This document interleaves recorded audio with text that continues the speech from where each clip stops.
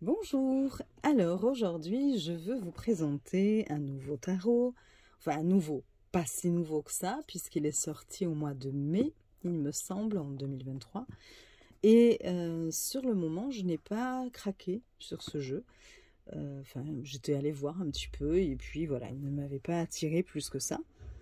Sauf qu'il y a quelques jours de ça, j'ai vu une vidéo qui présentait un tirage, enfin qui faisait un tirage, et qui utilisait ce jeu. Et j'ai commencé à me dire, voilà, mais qu'est-ce que sont belles ces cartes, qu'est-ce que c'est que ce jeu, parce que je l'avais oublié, hein.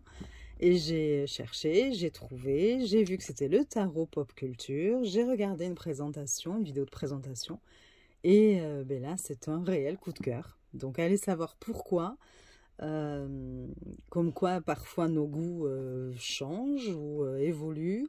Peut-être que dans quelques mois, eh bien, il ne me dira plus rien du tout. Je ne sais pas. Je suis peut-être inconstante, j'en sais rien. Mais là, à l'heure actuelle, je l'adore. Voilà. Donc, je vais vous le présenter, vous allez voir. Donc, c'est des éditions Hachette. C'est la créatrice, c'est Bérangère de Moncy. Vous avez une jolie boîte comme ceci. Voilà. Avec, hop, elle est aimantée, hein, voilà. Et l'intérieur est comme ça. Voilà. Donc, vous avez avec un livret qui est plutôt très bien fait. Voilà. Qui est, il me semble, de la taille des cartes. On va voir après. Oui, les cartes sont très grandes. Je vous montrerai par rapport à un tarot classique. Donc là, vous avez le dos du livret qui reprend le dos des cartes. Et donc, je vais vous montrer ça avec un petit peu plus de détails. Donc là, vous avez le titre, vous avez le sommaire. Voilà. Et elle vous dit... Alors, est-ce que je vais réussir à lire à travers la caméra? Rien n'est moins sûr. Est-ce que si je mets un peu de lumière, est-ce que je vais avoir ce qu'il faut à disposition? Excusez-moi, hein. J'aurais dû préparer ça avant, comme toujours.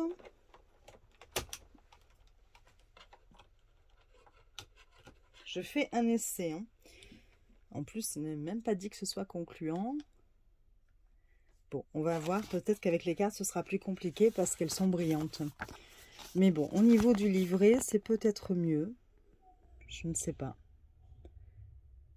Alors, cela nous dit que le tarot pop culture est un tarot de Marseille dont le contenu s'inspire des grandes et petites figures de la pop culture.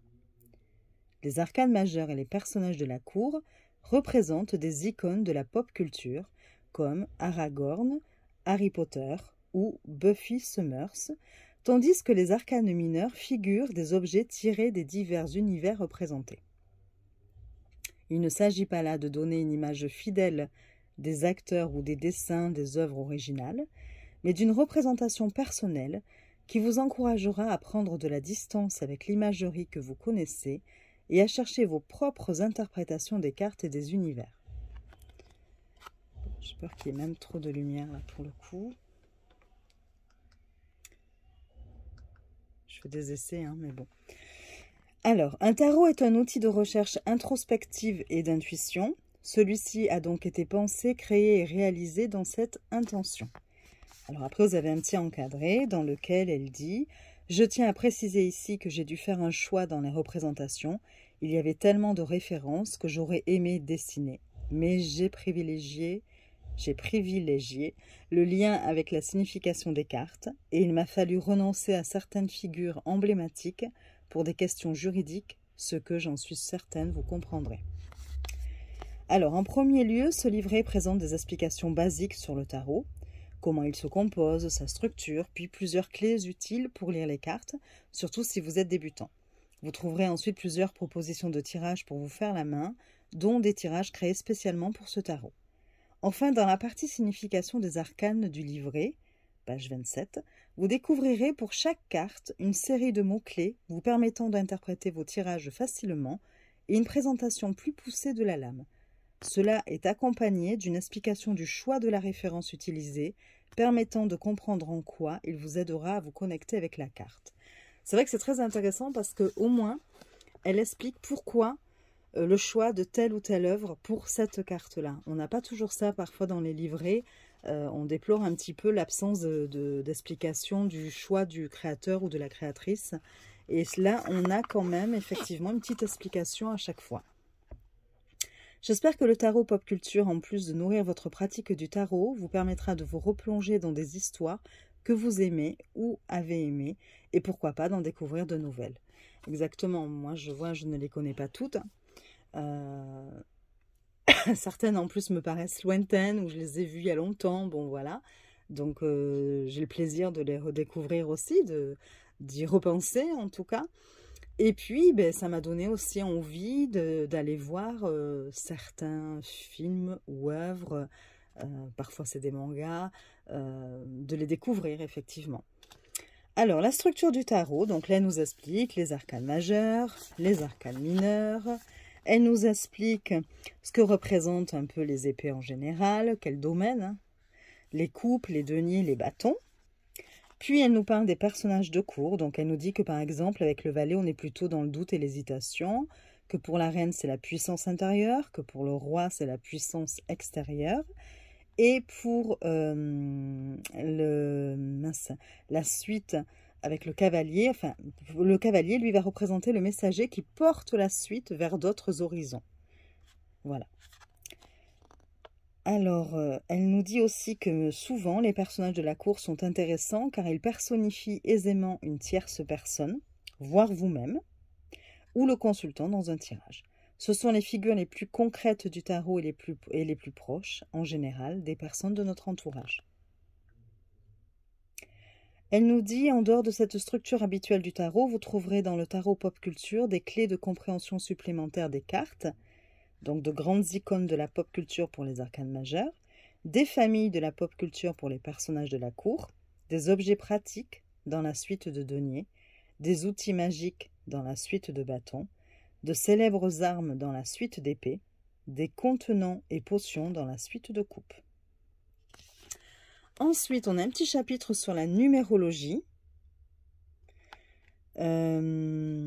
Ainsi, elle nous explique que spécifiquement dans le tarot de Marseille, on peut voir l'échelle de 1 à 10 comme un chemin initiatique, une élévation dans un cycle. Le 1, l'As, figure le commencement, le départ, le premier pas. Un peu en dehors du chemin, il représente sa suite dans son absolu, comme un panneau d'indication, c'est par là. Et le 10 indique l'au-delà du chemin, le début du cycle suivant. Il se trouve donc également hors du chemin initiatique. Son panneau d'indication signifierait « Bravo, tu as réussi, maintenant c'est par là ». On peut le prendre comme une invitation à explorer une autre suite du tarot ou tout simplement une nouvelle aventure. Vous pouvez retenir qu'il y a une énergie différente entre les numéros pairs et impairs. Les numéros impairs sont actifs. Ils indiqueront que le consultant est dans une action ou un mouvement vers le monde extérieur. Les numéros pairs sont passifs. Ils évoqueront la réceptivité, la passivité ou la stagnation. L'ensemble des autres numéros s'inscrit dans l'évolution du chemin. Chaque numéro pair marquera une pause. Chaque numéro impair indiquera un élan, un mouvement. Donc vous voyez, il y a quand même des informations intéressantes. Pour un débutant, c'est quand même assez complet aussi. Ensuite, elle explique que dans le tarot de Marseille, donc la numérotation répond à un chemin d'élévation comme un parcours initiatique. Chaque numéro a donc son importance et sa place dans l'échelle de 1 à 10 a une signification expliquée sur le schéma ci-contre. Et vous avez effectivement un schéma. On part du 1, on fait 2, 3, 4, 5, 6, 7, 8, 9, 10. Et au milieu, vous avez le valet entre le 2 et le 3, la dame, la reine et le cavalier. Et donc, elle nous explique, par exemple, pour les figures, pourquoi le valet entre le 2 et le 3, c'est parce qu'il hésite, il est au commencement, à l'élaboration, aux premières tentatives.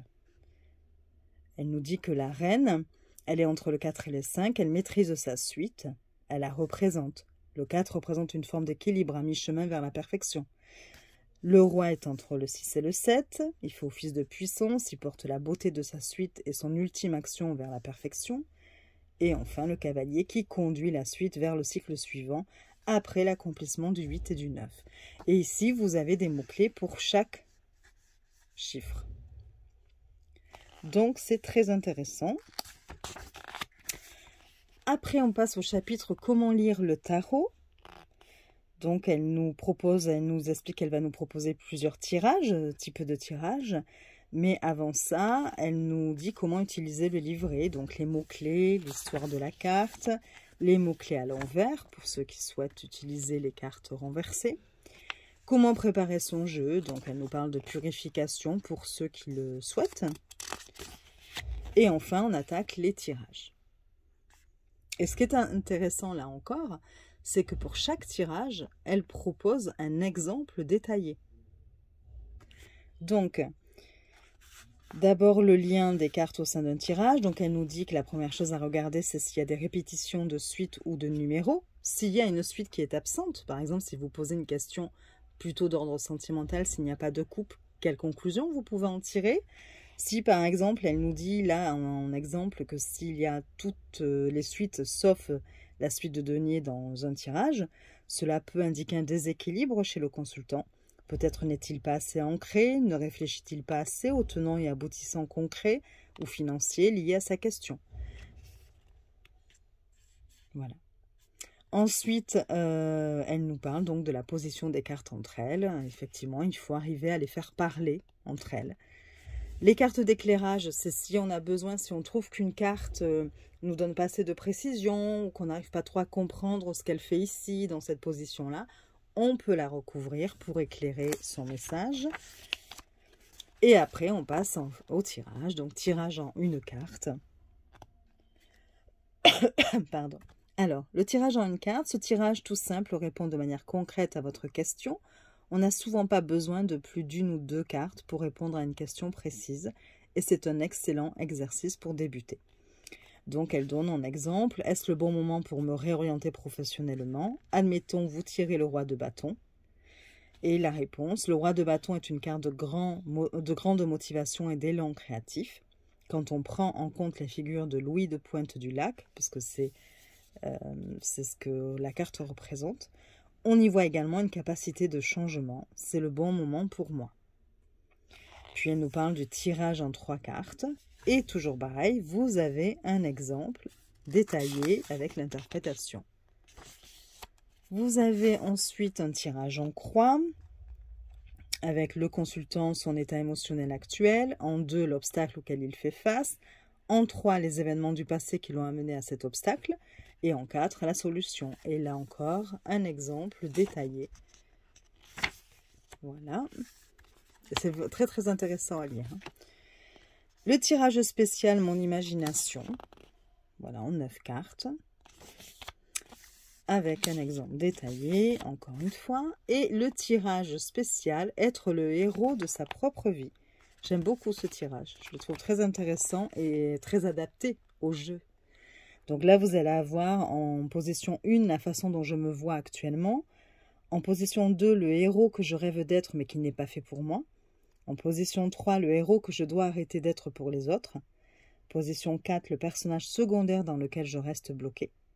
Position 5, le héros dont je peux puiser la force. Et position 6, le héros que je peux être pour moi-même. Et vous avez après l'exemple ici. Par exemple, si je vous lis la position 1, le héros dont je me vois actuellement, c'est ici le cavalier de denier, qui représente la chose de la famille Adams, la main. Et ça nous dit, comme la chose, je ne manque pas de perspicacité, mais j'ai une tendance à m'invisibiliser, à céder à la panique et à ne trouver des ressources qu'en me mettant au service des autres et non de moi-même. Et donc ça, c'était la façon dont je me vois actuellement. Voilà, donc vous voyez, c'est quand même très très bien expliqué. Ensuite, vous passez à la signification des arcanes. On commence évidemment par les arcanes majeures. Donc vous avez l'illustration en pleine page, le nom de la carte, enfin le mât. Et puis on vous dit donc que par exemple, pour le mât, vous voyez Link de la légende de Zelda. Donc à chaque fois, elle vous donne quand même l'œuvre, voilà, qui est représentée ici. Vous avez les mots-clés à l'endroit, à l'envers, et vous avez un texte explicatif où on vous dira aussi, donc non seulement la signification de la carte, mais aussi on fera le lien dans ce texte, enfin elle fait le lien dans ce texte du mât avec la légende de Zelda, avec Link de la légende de Zelda. Voilà, donc on pourra en lire quelques-unes au fur et à mesure, si vous voulez. Enfin bon, voilà, en présentant les cartes. Je garderai le livre à côté, puis on pourra regarder. Vous avez ensuite les arcanes mineurs, donc les épées. Donc on a vu qu'elle nous expliquait au tout début. Alors attendez que je le retrouve. Vous allez voir que je ne vais pas le retrouver. Non, c'était avant. Hein. Ouais, c'était avant. Voilà. Ici, elle nous disait donc que pour les arcanes majeures, c'était des grandes icônes de la pop culture. Que les familles, pour les personnages de la cour, c'était des familles de la pop culture. Que pour la suite des deniers, ce sont des objets pratiques. Pour la suite de bâtons, des outils magiques. Pour la suite d'épées, de célèbres armes. Et pour la suite de coupe, des contenants et potions. Donc là, avec la suite d'épées, on voit de célèbres armes. Dans des œuvres, hein, toujours pareil. Donc, as d'épée, 10 notes. Voilà, vous avez la carte, l'illustration. Bon, en moins gros, effectivement, que les arcanes majeures. Toujours pareil, les mots-clés à l'endroit, à l'envers, et un petit texte explicatif. Avec une petite place pour des notes. On avait aussi les notes, oui, pour les arcanes majeures, oui. Voilà, donc pareil pour toutes les cartes mineures. Et ensuite, vous avez les remerciements. Voilà. Alors, je le garde à côté de moi, comme ça on pourra regarder au fur et à mesure. Je vais me faire un peu de place, ça va être un petit peu compliqué. Alors, les cartes. Les cartes, elles sont énormes. Enfin, énormes. Vous allez voir, regardez par rapport à une carte classique de tarot, voilà. Au niveau de la hauteur, au niveau de la largeur. Mais j'adore. Effectivement, c'est compliqué pour mélanger. Voilà, moi, je ne peux pas du tout les mélanger comme ceci. Donc, je serai obligée de faire voilà, dans ce sens-là. Mais du coup, les illustrations, je les aime tellement que je suis bien contente quand même de les avoir aussi grandes. Voilà. Et puis, ça fait un beau jeu, franchement. Alors, les tranches sont argentées. Je ne sais pas si... Voilà. Vous voyez. Ah, donc le dos, bon ben voilà, comme ceci, simple, mais par contre il prend toutes les traces de doigts, parce qu'en plus les cartes sont brillantes, hein. Donc voilà, et alors la qualité, top, vraiment top. Bon, il y avait intérêt vu la grandeur des cartes, donc voilà. Et donc on va commencer à regarder. Alors j'adore les couleurs. J'adore les couleurs de ce tarot. Je sais pas, elles sont... variées quand même. On retrouve un petit peu les mêmes couleurs par rapport aux suites aussi. Mais j'aime beaucoup. Enfin, vous allez voir par vous-même. Hein. En plus, cet encadré noir, ben, je trouve que ça vient mettre l'illustration très en valeur. Et donc, comme on disait juste avant, vous allez retrouver donc les arcanes majeurs, évidemment, des héros hein, de la pop culture, des personnages principaux. Dans les suites, après vous allez avoir les épées, donc on a bien vu, c'était des armes, les coupes, des potions, des choses comme ça. Et dans les personnages de cour, à chaque fois, ça va représenter une œuvre en particulier pour les 4 personnages. Par exemple, bon, je vous dirai au fur et à mesure. Allez, j'arrête de m'éparpiller là, mais j'ai peur d'oublier après. Bon, voilà. Donc, nous avons le mât. Link de la légende de Zelda.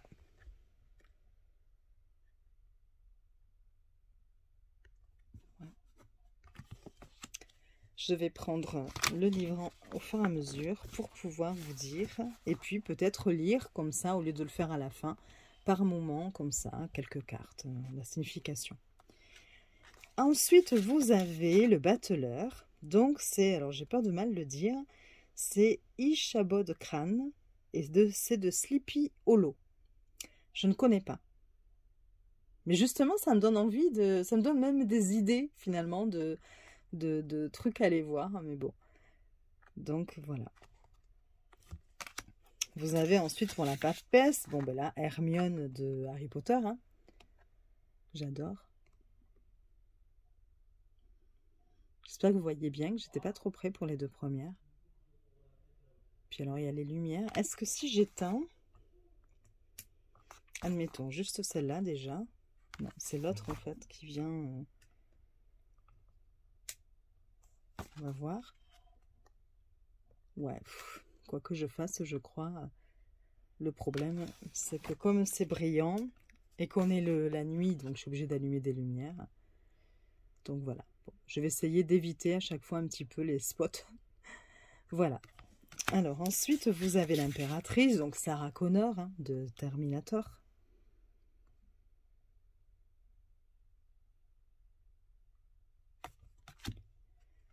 L'empereur, vous avez Aragorn du Seigneur des Anneaux. Très jolie carte. Le pape, vous avez toujours le Seigneur des Anneaux et c'est Gandalf. Très très joli aussi. Enfin moi j'adore, hein, j'adore les illustrations. Alors admettons, on va lire celle-ci. Allez. Donc, bon, vous avez les mots-clés à l'endroit, enseignement, spiritualité, s'élever, mettre à penser, approfondissement, valeur, orientation, guide, sagesse, médiateur. À l'envers, patriarcat, autoritarisme, dogmatisme, soumission, prétention, spiritualité inexistante, conformisme. Et donc après, l'interprétation. Le pape est une carte de sagesse et d'enseignement. Elle symbolise le mentor, celui qui élève, qui guide, qui montre la voie du spirituel. Bien que dans son interprétation négative, on puisse y voir un trop grand souci du dogme, un certain rejet des femmes, voire une forme d'autoritarisme, j'ai choisi Gandalf pour le représenter. Il est à la fois extrêmement puissant et paternel, accompagnant. Il sait se montrer pédagogue, drôle, sait guider, même s'il disparaît parfois, car il est temps de laisser ses ouailles évoluer par elles-mêmes. Il est une figure d'enseignement, de valeur, qui montre le chemin. Il garde toutefois une part de mystère, une aura spirituelle. Il est en partie divin, un lien entre la matière et le ciel. Voilà. J'espère que vous la voyez bien. L'amoureux, alors je ne connais pas. C'est Oscar de Jarjaille et André Grandier. Et c'est La Rose de Versailles. Je pense que c'est un manga. Et j'irai le voir. Vous voyez, tous ces trucs-là, ça me donne envie à chaque fois de me dire, ben tiens. Voilà. Le chariot, c'est Retour vers le futur. Donc c'est la DeLorean, je crois, Rihanna, je ne sais plus comment on dit. La DeLorean, je ne sais plus. Bon. Je l'ai vu, pareil, mais il y a longtemps. Enfin, ça me paraît loin maintenant.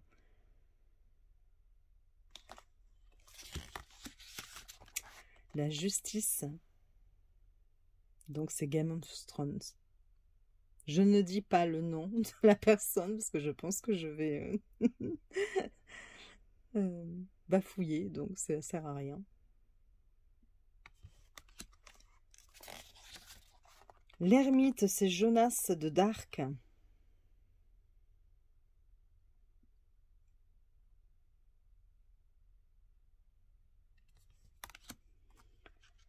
Pour la roue de la fortune, nous avons Conan.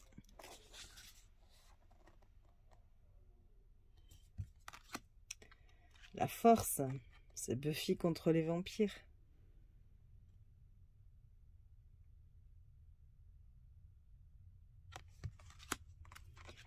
Le pendu, vous avez John Preston de Equilibrium. Je ne l'ai pas vu. Je ne connais pas.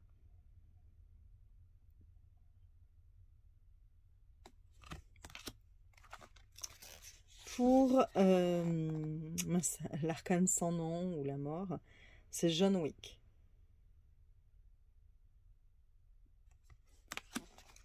Pour la tempérance, vous avez Paul Atreides de Dune. Dune. Pareil, je l'ai vu, mais ça fait un moment. Là aussi, j'adore les couleurs utilisées. Le diable, vous avez Beetlejuice.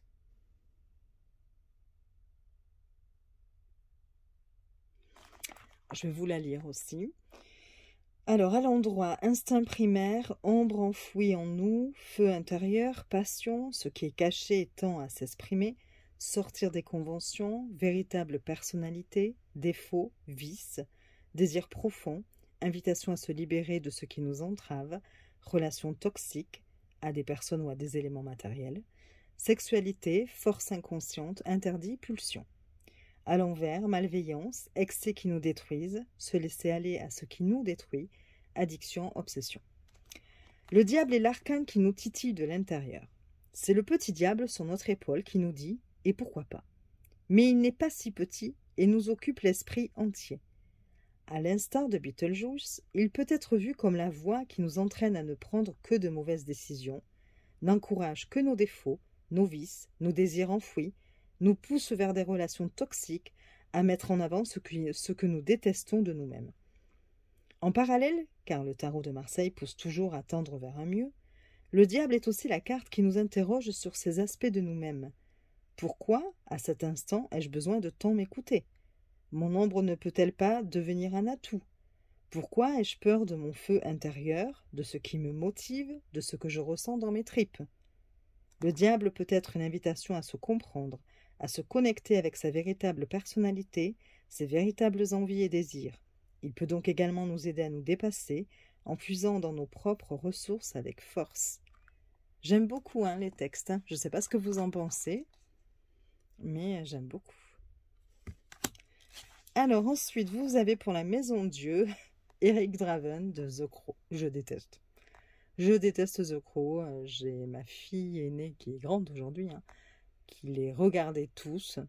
Et je ne comprends même pas qu'on puisse regarder un truc pareil. Je lui disais que ça devait cacher chez elle un problème psy ou bon, toujours un peu avec humour, mais quand même c'est horrible en fait, mais bon, ce n'est que mon avis personnel. Je pense que même pour avoir créé ce truc là, je me dis toujours mais le créateur ne devait pas être bien dans sa tête. Oui, pour le coup, c'est peut-être des désirs enfouis, donc c'est encore plus inquiétant. Mais bon, voilà. Donc, ensuite, vous avez l'étoile, donc les sœurs Halliwell. Donc, c'est la série Charmed. Et ouais, j'ai vu quelques épisodes, là encore. Ce sont mes filles qui regardaient, et donc, bon, évidemment, j'en ai vu quelques-uns comme ça. Je n'ai pas suivi tous les épisodes, mais bon, voilà, du coup, je connais. Vous avez la lune, c'est l'hormone. Très jolie carte encore. Le soleil, c'est Ra de Stargate.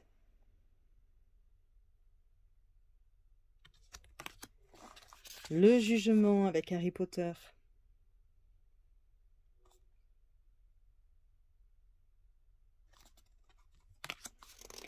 Et le monde Néo de Matrix.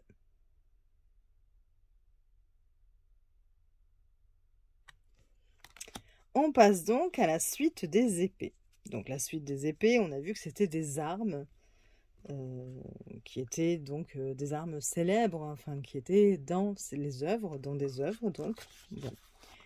Et donc là, il y a 10 notes que je ne connais pas, mais qui éveillent beaucoup mon intérêt, puisque j'ai vu dans une vidéo de présentation que le principe était de ce film, je pense que c'est un film, si on écrivait un nom ou son nom, on mourrait. Donc voilà, donc là on peut lire par exemple, allez, donc l'as d'épée à l'endroit, puissance de l'intellect, de la pensée et de l'éloquence, commencement d'un projet, pleine santé, richesse, et à l'envers, blocage mental, refus de ce qui touche à la parole ou à la pensée. L'as d'épée représente toute la puissance de l'intellect, de la parole, de l'éloquence et de l'esprit. Il est plein de possibilités. Le 10 notes symbolise cette toute-puissance, mais aussi le poids de l'intellect sur le monde. Les mots peuvent blesser, voire tuer. Nous avons la responsabilité de nos pensées et de nos mots. Joli. Le 2 d'épée, c'est le tournevis sonique de Doctor Who.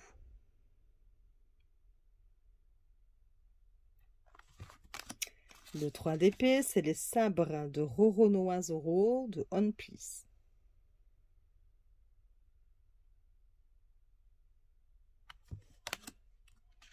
Parapluie de Kingsman. C'est le 4 d'épée.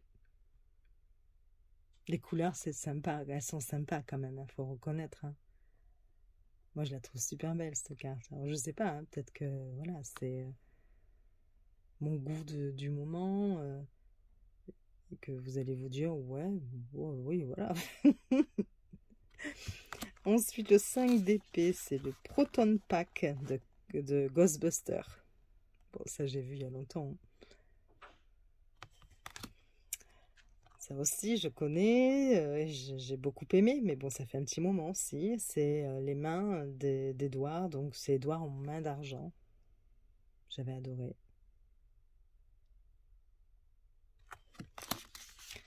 Le 7 d'épée, c'est le Dragon Slayer, c'est Berserk, de Berserk. Je connais pas du tout. Le 8 d'épée, c'est le Silence Glaive de Sailor Moon. J'essaie d'éviter les lumières. Le 9 d'épée, sabre à fil inversé de Kenshin. Le 10 d'épée, Keyblade de Kingdom Hearts. Weird, je sais pas. Et là, vous attaquez donc les 4 personnages de cour. Valet d'épée, reine d'épée, roi d'épée, cavalier d'épée. Et, ce que je vous dis pas de bêtises, c'est de Hercule Poirot. Donc là, ça représente l'œuvre de Hercule Poirot. Et vous avez donc Miss Lemon, Ariane Oliver, Hercule Poirot et le capitaine Hastings. Voilà.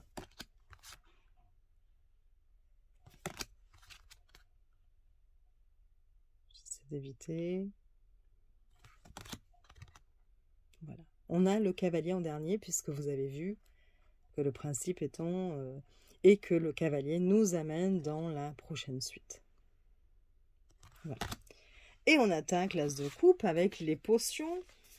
Donc elle avait dit que c'était les potions et que je vous dise pas de bêtises. Et les contenants. Potions et contenants avec les coupes. Donc ici nous avons le parfum de Yennefer du film The Witcher. Qu'est-ce qu'elle est belle aussi, cette carte. Moi, je trouve le jeu a un côté très witchy. C'est magique, enfin, avec ses couleurs, les dessins. Le 2 de coupe, ben, Matrix, hein, avec la pilule rouge et bleue. Le 3 de coupe, c'est Constantine. Donc là, c'est Entre deux mondes.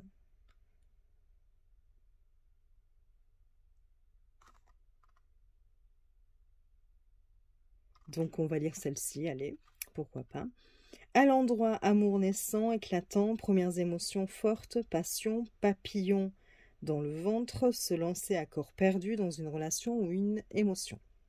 À l'envers, manque de sentiments envers l'autre, rétention de ses émotions, peur de la relation à l'autre, refus d'écouter.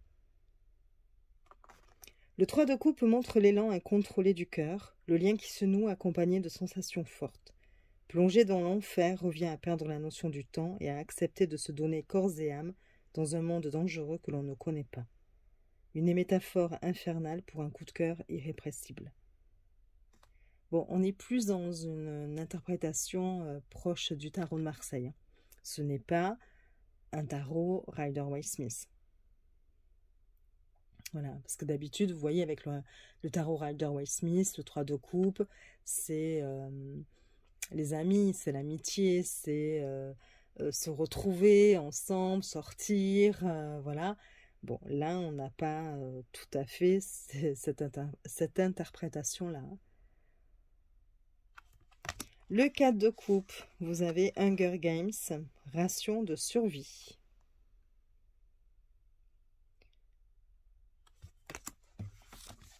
Je vais juste voir quelque chose. Ensuite, 5 de coupe. Debout les morts, c'est retour vers le futur.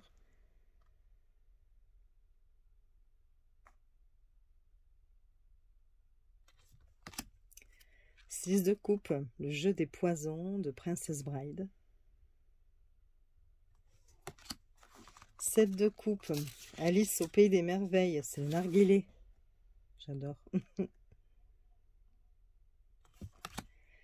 8 de coupe, potion de Katrina. On retrouve Sleepy Hollow. Je connais pas. La carte est magnifique. Le 9 de coupe, c'est l'eau de force de Maître Karine de Dragon Ball. Et le 10 de coupe, Graal, la légende arthurienne. Et donc, dans la suite, enfin dans les personnages de cour de la suite de coupe, nous retrouvons le château ambulant. Et donc, vous voyez, je ne connaissais pas. Et j'ai regardé, du coup. Et j'ai beaucoup aimé, hein. Voilà. Du coup, ça nous permet aussi de découvrir des œuvres qu'on ne connaissait pas. J'ai adoré, j'ai adoré, hein, n'exagérons pas non plus, mais j'ai trouvé ça très, très mignon. Ouais. Donc, vous avez Calcifère pour le valet. Vous avez pour la reine de coupe Sophie Chapelier. Donc là, effectivement, quand on ne connaît pas, on ne peut pas réellement faire le lien avec la carte. C'est ce qui peut être embêtant pour les personnages de cour. Bon, après, toujours pareil, hein, si on connaît la signification des cartes du tarot, bon, ben, tant pis, on se basera plutôt on s'appuiera sur ces connaissances-là. Et puis sur ce que nous dira le livre aussi, du coup, hein, pour voir un petit peu. Mais effectivement, bon, voilà. Ça nous enlève quelques informations qu'on aurait pu rajouter avec l'œuvre. Voilà, on ne peut pas s'appuyer sur l'œuvre. Donc la Sophie Chapelier, reine de coupe. Vous avez Oru, le roi de coupe. Et vous avez le château d'Oru pour le cavalier de coupe.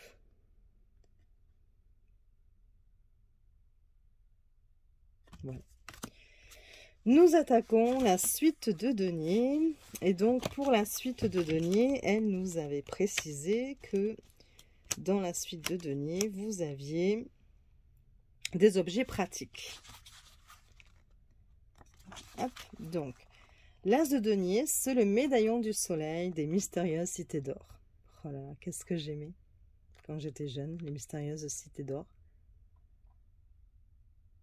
Du coup, j'ai la chanson dans la tête, ça y est, le générique. Bon, je vais éviter de vous le chanter. Ensuite, vous avez la montre de Thorne, le passe-miroir. Je ne connais pas.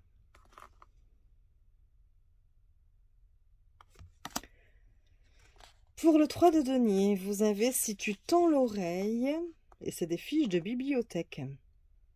C'est sympa. Hein.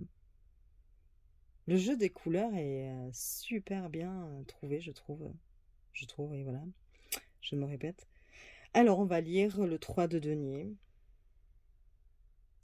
Alors, à l'endroit, tentative, investissement, première action pour atteindre un objectif matériel, premier pas pour agir, aide extérieure.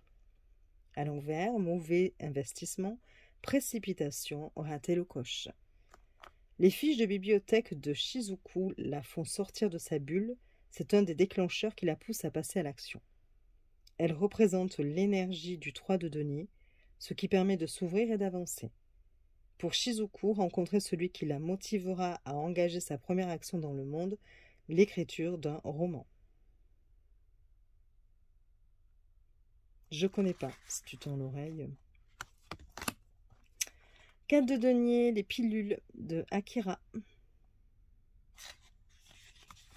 5 de denier, les carnets rouges, le caméléon.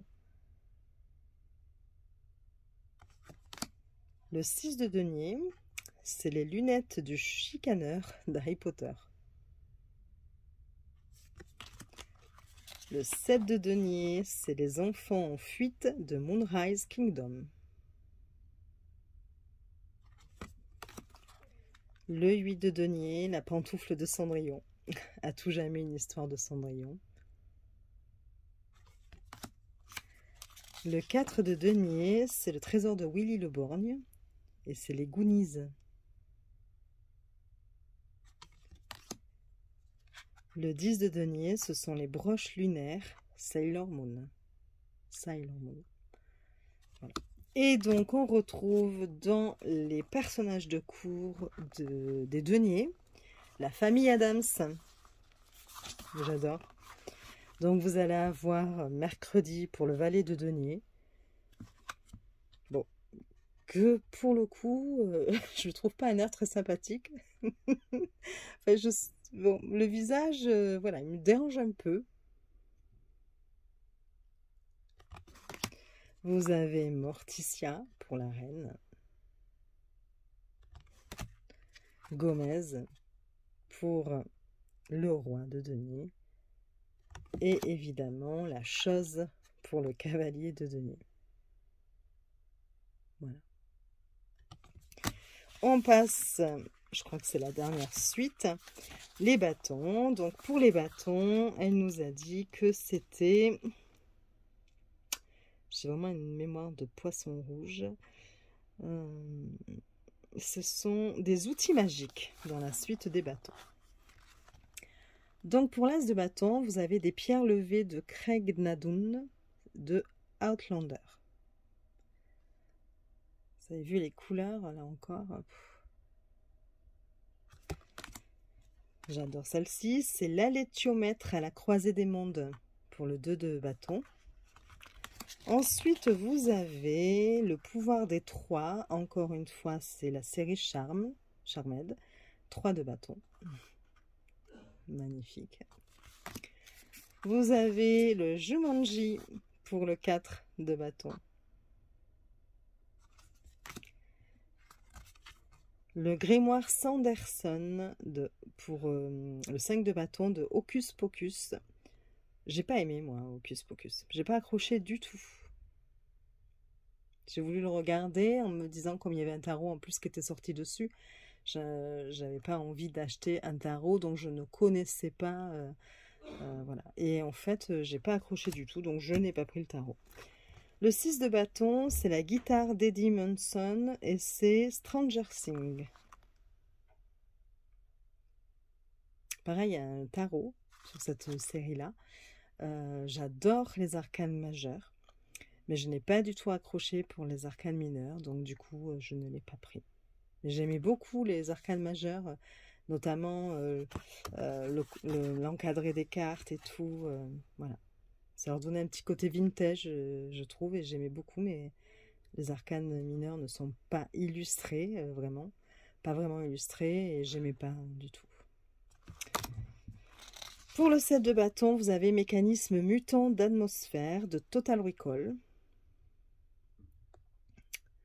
Non, je vais plutôt vous lire un personnage de cour pour les bâtons. Le 8 de bâton, c'est Cosmos de Saint Seiya, que je ne connais pas. Le 9 de bâton, c'est l'amulette terne de John Carter. Et le 10 de bâton, c'est les anneaux de pouvoir du Seigneur des Anneaux. Et donc, pour la suite de bâtons, nous retrouvons Entretien avec un vampire. Je l'ai peut-être vu, mais il y a longtemps. Je n'arrive pas à me rappeler. Donc, j'ai décidé que c'était la prochaine chose que j'allais voir, regarder. Histoire de quand même maîtriser mes personnages de cours de ce jeu. Donc voilà, donc vous avez Daniel Malois, vous avez Claudia, Louis de Pointe-du-Lac et Lesta de Lyoncourt. Je crois que c'est Entretien avec un vampire, je crois qu'il y a Kenny Reeves dedans, enfin je sais pas, dites-moi si je me trompe, hein. Mais je vais le regarder de toute façon, j'ai trop envie de... Alors on va lire quand même un personnage de cours, admettons... allez, la reine de bâton. Alors, la reine de bâton, c'est Claudia, d'Entretien avec un vampire. Les mots-clés à l'endroit: passion, puissance créative, sensualité, instinct, intuition, indépendance. À l'envers, agressivité, égoïsme, caprice, excès, refus des limites. À l'instar de Claudia, la reine de bâton est tournée vers la passion, l'intuition, voire l'instinct. Elle peut se montrer cruelle envers ceux qui lui veulent du mal ou s'attaque à ceux qu'elle chérit. Entièrement tournée vers les émotions et la création, elle vit le feu qui brûle en elle. Elle peut faire preuve de violence pour se protéger. Voilà. Vous avez donc pour le roi de bâton, Louis de Pointe-du-Lac, toujours pareil, entretien avec un vampire. Et pour le cavalier, Lestat de Lyoncourt. Vous voyez, quand on ne connaît pas, du coup, c'est un peu plus compliqué. Hein.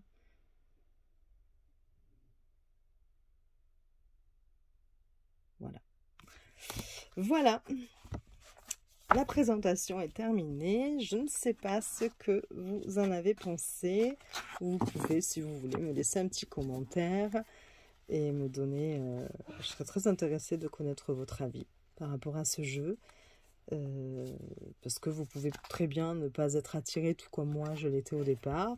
Ou est-ce que vraiment vous trouvez les couleurs magiques En tout cas, le principe est intéressant. Le concept est plutôt bien fait en plus.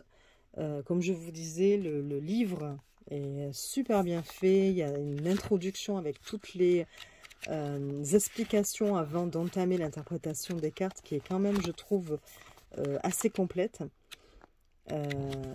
Et donc, j'ai hâte de pouvoir tester les tirages et de voir ce que cela donne. Mais bon, je voulais vous le présenter avant. Les cartes glissent bien parce qu'elles sont brillantes. Donc voilà, il n'y a aucun souci. Voilà, bon, bah, écoutez, je vais vous laisser pour aujourd'hui. Je vous souhaite une belle journée. Vous pouvez mettre un petit like si cela vous a plu. Vous abonner, ça me ferait plaisir. Et puis, je vous dis à très vite pour d'autres vidéos. Des bisous!